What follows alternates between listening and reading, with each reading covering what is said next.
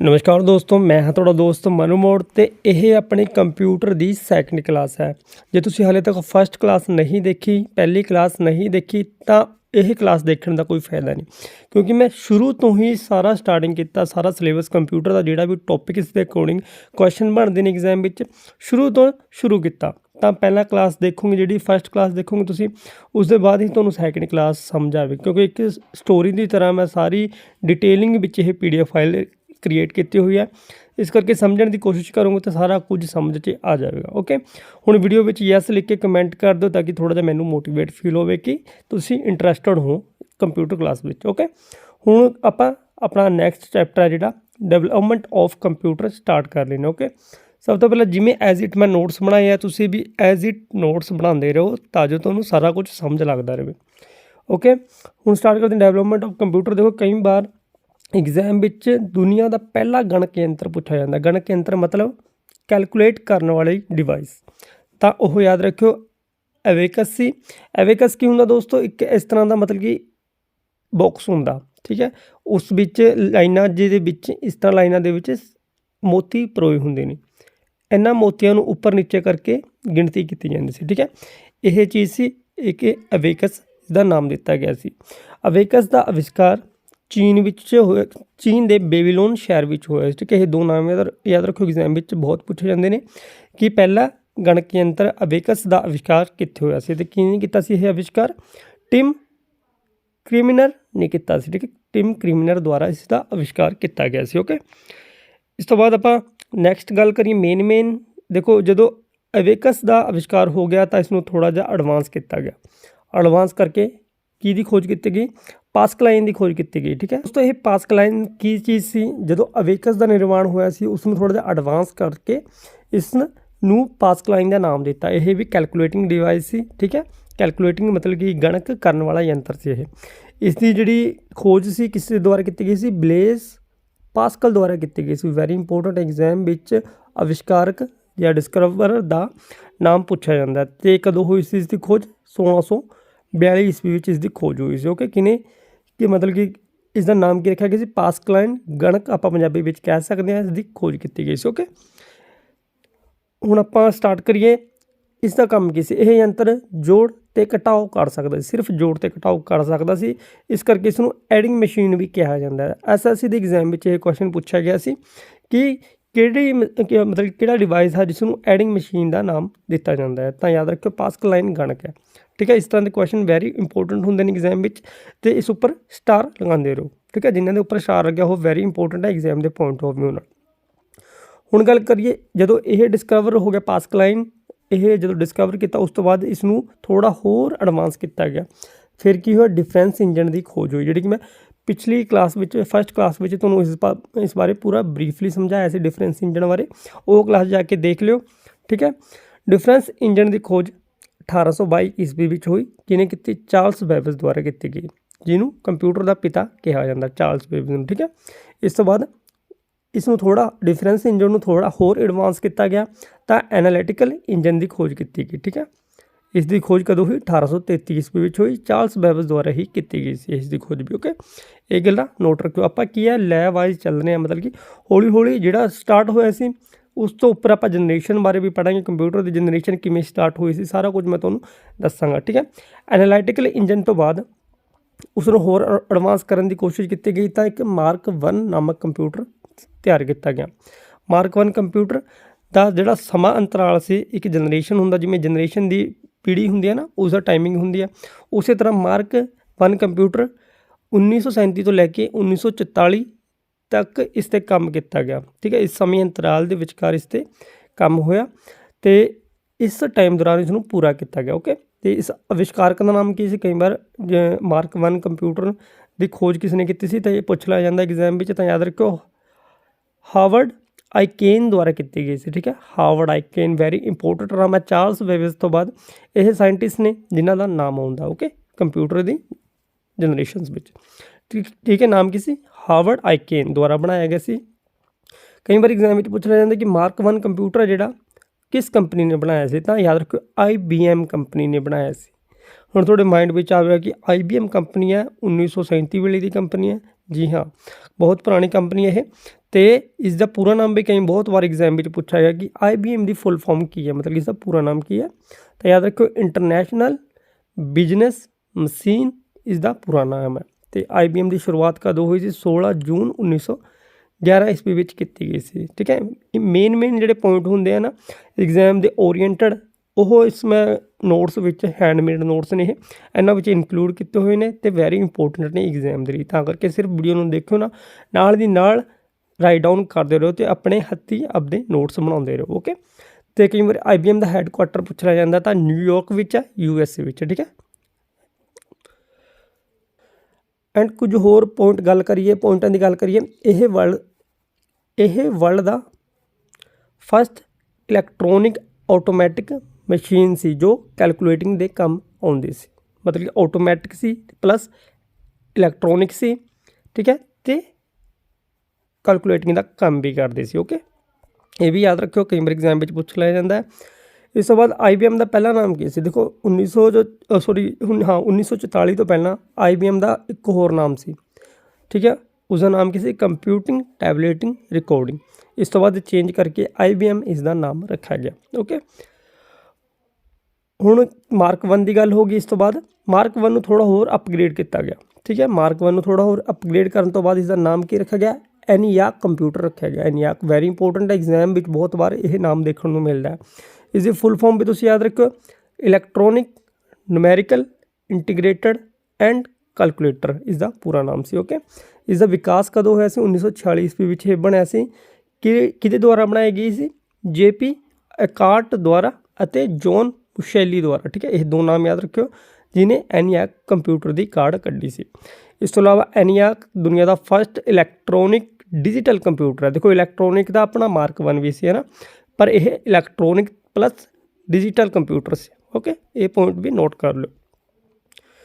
इस तो बाद ENIAC तो बाद कि कंप्यूटर का काढ़ कढ़ी गई EDVAC की। ठीक है, इसका फुल फॉर्म भी एग्जाम में कई बार पूछा जाता था। Electronic discrete variable automatic computer इसकी फुल फॉर्म है। ठीक है, तो इसका विकास कदों होया सी? 1944 तो लैके 1948 विच यह पूरा डिज़ाइन किया गया। ठीक है, तो EDVAC नूं वैसे तो यह ENIAC का मतलब कि प्रो वर्जन है, जिमें अपने मोबाइल होंगे ने ना, जिमें iPhone 14 14 आ रहा उसका iPhone Pro आ गया, फिर मैक्स आ गया। इसी तरह ENIAC का यह प्रो वर्जन से EDVAC। ठीक है, उस विच बस एक कमी सी ENIAC विच, उस विच स्टोरेज रखने वास्ते कोई तरीका नहीं लभ्या गया सी। ठीक है, EDVAC विच फाइल में स्टोर रखने का प्रबंध कर दिता गया सी, तां करके थोड़ा एडवांस हो गया सी उस तो। ओके, तो खोज भी इन्होंने दो भरावां ने ही की सी, इसकी JP कार्ड तो जॉन मुशेली द्वारा ही की गई सी EDVAC की खोज भी। ओके, ये भी याद रखियो।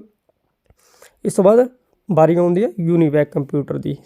जो EDVAC नूं थोड़ा होर अपग्रेड करने बारे सोचा गया था, UNIVAC की कार्ड कढ़ी गई। ठीक है, इसकी full form universal automatic computer इसकी फुल फॉर्म से। ठीक है, इसका विकास कदों होया सी? 1954 ईस्वी विच बनाया गया सी। किने बनाया सी? GEC कंपनी द्वारा बनाया गया सी। याद रखो, वैरी इंपोर्टेंट पॉइंट है, एग्जाम में यह क्वेश्चन पूछा जा सकता है। ओके, तो यह फस्ट कमर्शियल कंप्यूटर सी। ठीक है, यह वैरी इंपोर्टेंट है, ये भी एग्जाम में पूछा गया होया क्वेश्चन है कि दुनिया का सब तो पहला कमर्शियल यानी व्यापारक कंप्यूटर किहड़ा सी? तो किहड़ा सी? UNIVAC सी। ओके, याद रखियो ये चीज़। तो कई बार GEC कंपनी की फुल फॉर्म पूछ ली जाती है, तो याद रखो जनरल इलैक्ट्रॉनिक कॉरपोरेशन इसकी फुल फॉर्म है। ओके, UNIVAC तो बाद की होया? प्रोसैसर की कार्ड कढ़ी गई, जिन्होंने आप CPU कह दें। ठीक है, कंप्यूटर प्रोसैसर की कार्ड हो गई सी। ठीक है, UNIVAC तो बाद।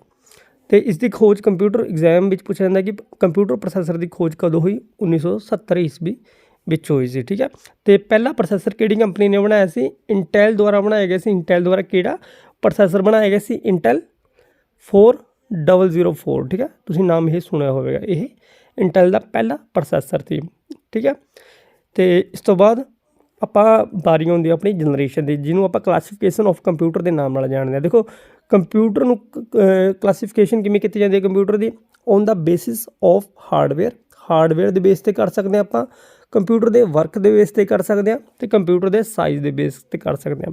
ਸਾਰਾ ਕੁਝ ਆਪਾਂ ਪੜ੍ਹਾਂਗੇ ਇਹ। ਠੀਕ ਹੈ, ਆਪਾਂ ਪਹਿਲਾਂ ਸਟਾਰਟ ਕਰ ਲੈਂਦੇ ਹਾਂ ਔਨ ਹਾਰਡਵੇਅਰ ਬੇਸਿਸ 'ਤੇ। ਠੀਕ ਹੈ, ਇਸ ਵਿੱਚ ਕੀ ਆਉਂਦੀ ਹੈ, ਕੰਪਿਊਟਰ ਦੀ ਜਨਰੇਸ਼ਨ ਆ ਜਾਂਦੀ ਨੇ। ਟੋਟਲ ਕਈ ਵਾਰ ਐਗਜ਼ਾਮ ਵਿੱਚ ਪੁੱਛਿਆ ਜਾਂਦਾ ਕਿ ਕੰਪਿਊਟਰ ਦੀ ਟੋਟਲ ਹਾਲੇ ਤੱਕ ਕਿੰਨੀ ਜਨਰੇਸ਼ਨ ਆਈ ਹੈ, ਤਾਂ ਯਾਦ ਰੱਖਿਓ 5 ਜਨਰੇਸ਼ਨ ਆਈਆਂ ਨੇ। ਠੀਕ ਹੈ, ਪਹਿਲਾਂ ਆਪਾਂ ਹਾਰਡਵੇਅਰ ਦੇ ਬੇਸ 'ਤੇ ਕੰਪਿਊਟਰ ਨੂੰ ਕਲਾਸੀਫਾਈਡ ਕਰ ਲੈਂਦੇ ਹਾਂ। ਠੀਕ ਹੈ, ਤਾਂ ਇਸੇ ਤਰ੍ਹਾਂ ਸੇਮ ਨੋਟਸ ਬਣਾ ਲਓ, ਈਜ਼ੀ ਰਹੋਗੇ, ਤੁਹਾਨੂੰ ਯਾਦ ਕਰਨਾ ਸੌਖਾ ਹੋ ਜਾਏਗਾ। ਠੀਕ ਹੈ, ਔਨ ਬੇਸਿਸ ਆਫ ਹਾਰਡਵੇਅਰ 'ਤੇ ਗੱਲ ਕਰੀਏ, ਸਭ ਤੋਂ ਪਹਿਲਾਂ ਕੀ ਆਉਂਦੀ ਹੈ ਵਾਰੀ ਫਸਟ ਜਨਰੇਸ਼ਨ ਦੇ ਕੰਪਿਊਟਰ ਦੀ। ਇਸ ਦਾ ਸਮਾਂ ਅੰਤਰਾਲ ਕਿੰਨਾ ਸੀ, ਐਗਜ਼ਾਮ ਵਿੱਚ ਪੁੱਛਿਆ ਜਾਂਦਾ ਹੈ ਕਿ ਕਿਹੜੇ ਸਮੇਂ ਦੌਰਾਨ ਫਸਟ ਜਨਰੇਸ਼ਨ ਦੇ ਕੰਪਿਊਟਰ ਵਰਤੇ ਜਾਂਦੇ ਸੀ। ਤਾਂ ਫਸਟ ਜਨਰੇਸ਼ਨ ਦੇ ਕੰਪਿਊਟਰ 1942 ਤੋਂ ਲੈ ਕੇ 1955 ਦਾ ਸਮਾਂ ਅੰਤਰਾਲ ਸੀ। ਇਹਨਾਂ ਕੰਪਿਊਟਰ ਵਿੱਚ ਨਿਰਵਾਤ ਟਿਊਬ, ਜਿਹਨੂੰ ਆਪਾਂ ਵੈਕਿਊਮ ਟਿਊਬ ਦੇ ਨਾਮ ਨਾਲ ਵੀ ਜਾਣਦੇ ਹਾਂ, ਵੈਕਿਊਮ ਟਿਊਬ ਦੀ ਵਰਤੋਂ ਹੁੰਦੀ ਸੀ ਇਹਨਾਂ ਕੰਪਿਊਟਰਾਂ ਵਿੱਚ। ਅਤੇ ਇਹਨਾਂ ਵਿੱਚ ਮਸ਼ੀਨੀ ਭਾਸ਼ਾ ਯੂਜ਼ ਹੁੰਦੀ ਸੀ, ਮਤਲਬ ਕਿ ਨੋਰਮਲ ਇਨਸਾਨ ਹੈ ਜਿਹੜਾ ਨੋਰਮਲ ਬੰਦਾ, ਜਿਵੇਂ ਆਪਾਂ ਅੱਜ ਯੂਜ਼ ਕਰ ਸਕਦੇ ਹਾਂ ਕੰਪਿਊਟਰ ਨਾ, ਉਸ ਤਰ੍ਹਾਂ ਦੀ ਕੋਈ ਗੱਲਬਾਤ ਨਹੀਂ ਸੀ। ਇਸ ਨੂੰ ਸਿਰਫ ਜੋ ਕੁਝ ਗਿਣੇ ਚੁਣੇ ਜਿਹੜੇ ਕਿ ਸਾਇੰਟਿਸਟ ਸੀ ਉਹੀ ਯੂਜ਼ ਕਰ ਸਕਦੇ ਸੀ। ਓਕੇ, ਇਸ ਤੋਂ ਬਾਅਦ ਡਾਟਾ ਸਟੋਰੇਜ ਲਈ, ਡਾਟਾ ਨੂੰ ਸਟੋਰ ਕਰਨ ਲਈ ਪੰਚ ਕਾਰਡ ਯੂਜ਼ ਕੀਤਾ ਜਾਂਦਾ ਸੀ। ਐਗਜ਼ਾਮ ਵਿੱਚ ਪੁੱਛੇ ਜਾਂਦੇ ਕੁਐਸਚਨ ਕਿ ਫਸਟ ਜਨਰੇਸ਼ਨ ਦੇ ਕੰਪਿਊਟਰ ਵਿੱਚ ਡਾਟਾ ਸਟੋਰ ਕਰਨ ਵਾਸਤੇ ਕੀ ਵਰਤਿਆ ਜਾਂਦਾ ਸੀ, ਤਾਂ ਪੰਚ ਕਾਰਡ ਯੂਜ਼ ਹੁੰਦਾ ਸੀ, ਯਾਦ ਰੱਖਿਓ। ਅਤੇ ਇਹਨਾਂ ਕੰਪਿਊਟਰਾਂ ਦੀ ਕੈਲਕੂਲੇਸ਼ਨ ਸਪੀਡ, ਮਤਲਬ ਕਿ ਗਣਨਾ ਕਰਨ ਦੀ ਜਿਹੜੀ ਗਤੀ ਸੀ ਉਹ ਕਿੰਨੀ ਸੀ, ਮਿਲੀ ਸੈਕਿੰਡ ਸੀ। ਠੀਕ ਹੈ, ਮਿਲੀ ਸੈਕਿੰਡ ਸੀ। ਇਸ ਤੋਂ ਬਾਅਦ ਕੁਝ ਐਗਜ਼ਾਮਪਲ ਨੇ ਫਸਟ ਜਨਰੇਸ਼ਨ ਦੇ ਕੰਪਿਊਟਰਾਂ ਦੀ, ਐਨੀਐਕ, ਐਡਵੈਕ ਅਤੇ ਯੂਨੀਐਕ। ਇਹ ਤਿੰਨ ਕੰਪਿਊਟਰ ਨੇ ਜਿਨ੍ਹਾਂ ਦੇ ਨਾਮ ਨੇ, ਇਹ ਫਸਟ ਜਨਰੇਸ਼ਨ ਦੇ ਕੰਪਿਊਟਰ ਨੇ। ਓਕੇ, ਯਾਦ ਰੱਖਿਓ ਐਗਜ਼ਾਮ ਵਿੱਚ ਪੁੱਛਿਆ ਜਾਂਦਾ ਹੈ ਕਿ ਐਡਵੈਕ ਜਾਂ ਯੂਨੀਐਕ ਜਾਂ ਐਨੀਐਕ। ਠੀਕ ਹੈ, ਇਹ ਕਿਹੜੀ ਜਨਰੇਸ਼ਨ ਨਾਲ ਸੰਬੰਧਿਤ ਹੈ, ਤਾਂ ਯਾਦ ਰੱਖਿਓ ਫਸਟ ਜਨਰੇਸ਼ਨ ਦੇ ਕੰਪਿਊਟਰਾਂ ਨਾਲ ਇਹ ਸੰਬੰਧਿਤ ਹੈ। ਓਕੇ, ਇਸ ਤੋਂ ਬਾਅਦ ਗੱਲ ਕਰੀਏ ਆਪਾਂ ਸੈਕਿੰਡ ਜਨਰੇਸ਼ਨ ਦੇ ਕੰਪਿਊਟਰ ਦੀ। ਸੈਕਿੰਡ ਜਨਰੇਸ਼ਨ ਦੇ ਕੰਪਿਊਟਰ ਦਾ ਸਮਾਂ ਅੰਤਰਾਲ ਕੀ ਸੀ, 1956 ਤੋਂ ਲੈ ਕੇ 1964 ਈਸਵੀ ਤੱਕ।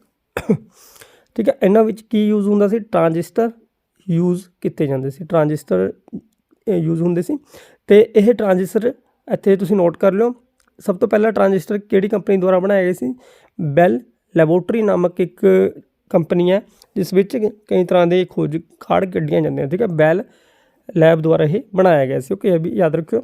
ਇਹਨਾਂ ਕੰਪਿਊਟਰਾਂ ਵਿੱਚ ਅਸੈਂਬਲੀ ਲੈਂਗੁਏਜ ਵਰਤੀ ਜਾਂਦੀ ਸੀ। ਠੀਕ ਹੈ, ਅਤੇ ਸਟੋਰੇਜ ਲਈ ਕੀ ਮੈਗਨੋਟੇਪ ਦੀ ਵਰਤੋਂ ਹੋਣ ਲੱਗ ਗਈ ਸੀ। ਓਕੇ, ਇਹ ਸਾਰੇ ਪੁਆਇੰਟ ਇੰਪੋਰਟੈਂਟ ਨੇ ਐਗਜ਼ਾਮ ਦੇ ਪੁਆਇੰਟ ਆਫ ਵਿਊ ਨਾਲ, ਤਾਂ ਕਰਕੇ ਇਹਨਾਂ ਨੂੰ ਰਾਈਟ ਡਾਊਨ ਕਰਦੇ ਰਹੋ। ਅਤੇ ਇੱਕ ਕਮੈਂਟ ਜ਼ਰੂਰ ਕਰ ਦਿਓ, ਕੁਝ ਵੀ ਕਮੈਂਟ ਕਰ ਦਿਓ, ਪਿਆਰਾ ਜਿਹਾ ਕਮੈਂਟ ਕਰ ਦਿਓ।